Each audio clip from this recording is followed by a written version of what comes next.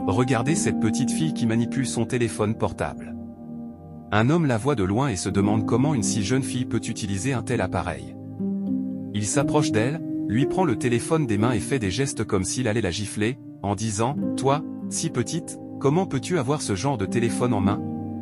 L'homme garde le téléphone avec lui et reprend son chemin, mais il ne savait pas que cette petite fille était différente des autres. Elle reste silencieuse un moment, ses yeux rougissent, et le tonnerre éclate. Tout à coup, alors qu'il continue de marcher en marmonnant, il croise la petite fille à côté d'un véhicule, les bras croisés. Surpris de la revoir, il s'arrête et lui fait signe de se calmer. Mais la petite fille continue de le regarder sans prononcer un mot. Pris de panique, il se met à courir et dépasse la petite fille. Plus loin, sur son chemin, il la voit de nouveau, déjà postée sur une autre voie, l'attendant pour lui bloquer le passage. Il s'arrête net, étonné, et regarde derrière lui pour vérifier. Puis, feignant de vouloir lui rendre le téléphone, il fait semblant de le lancer et continue son chemin en la dépassant. Après avoir dépassé la petite fille, il continue son chemin, tandis qu'elle le regarde sans même prononcer un mot.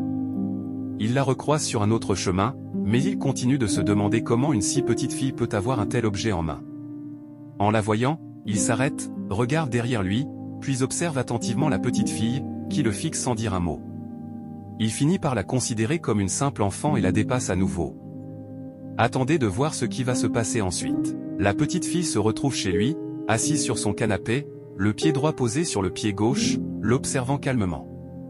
Lorsque l'homme entre dans le salon, il ferme la porte et est stupéfait de la voir assise là.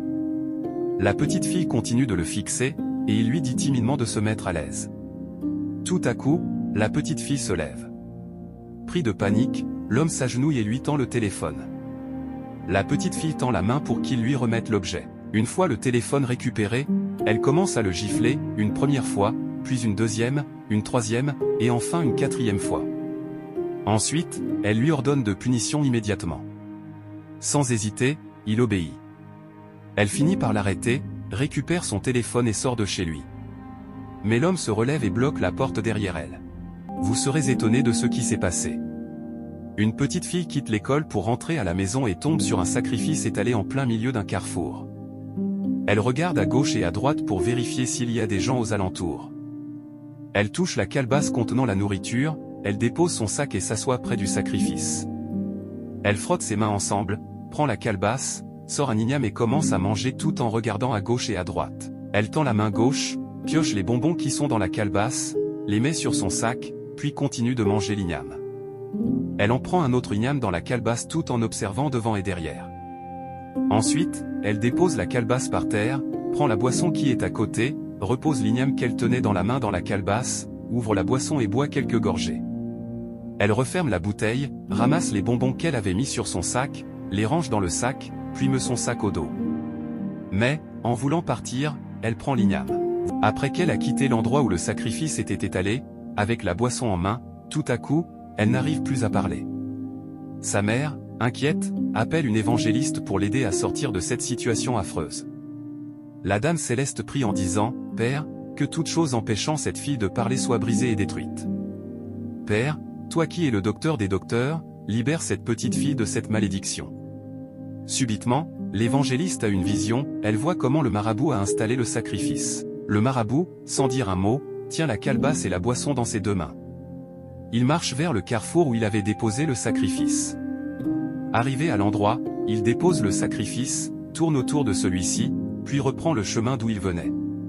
Il se place devant l'idole, appelle 3 fois son nom et dit « Le sacrifice est déjà installé ». Subitement, quelque chose l'attrape par le cou, et il ne peut plus parler. Quelques instants plus tard, il rend l'âme. Après que le marabout soit parti, ce qui empêchait la petite fille de parler la libère.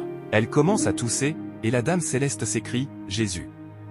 La dame demande alors à la mère de la fille « Avez-vous donné de petit déjeuner à votre fille avant qu'elle n'aille à l'école ?»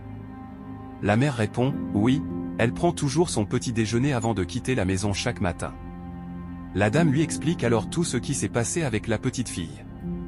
Elle conseille à cette dernière « Si tu trouves un sacrifice sur la route, ne le touche plus, et surtout, ne mange rien. Prenez soin de vos enfants, la fête est proche. Abonnez-vous pour ne pas manquer les prochaines vidéos.